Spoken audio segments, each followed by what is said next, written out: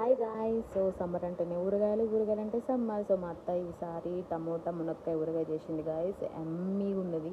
So అది ఎలా చేయాలో చెప్తాను. ఫస్ట్ అయితే మనం టమోటాని మంచిగా బాయిల్ చేసుకొని దాంట్లో మనం చింతపండు యాడ్ చేసుకోవాలన్నమాట.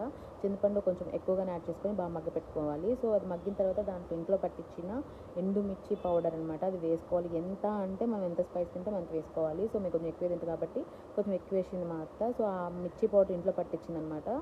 సో దాని తర్వాత మనము పక్కన పెట్టుకున్న తర్వాత ఒక ప్యాన్లో పల్లి ఆయిల్ యాడ్ చేసుకొని దాంట్లో మనం ఈ మునక్కాయలు కొంచెం లైట్గా ఫ్రై చేసుకోవాలి, పక్కన పెట్టుకోవాలి. అదే ఆయిల్లో మనం పోపు పెట్టుకుంటాము. లైక్ మినప్పప్పు, పచ్చెనపప్పు, తర్వాత తెల్లగడ్డ బాగా దంచుకొని వేసుకోవాలి.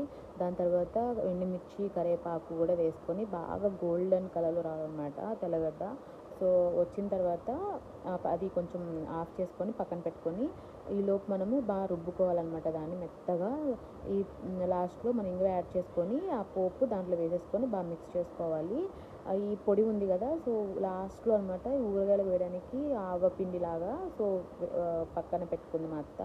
ఇంట్లోని కొంచెం ఒక 2-3 స్పూన్లు తీసుకొని ఫ్రై చేసుకొని అవి పొడి అనేది లాస్ట్లో వేసుకోవాలి మనము. సో ఇవన్నీ బాగా మిక్స్ చేసుకోవాలి.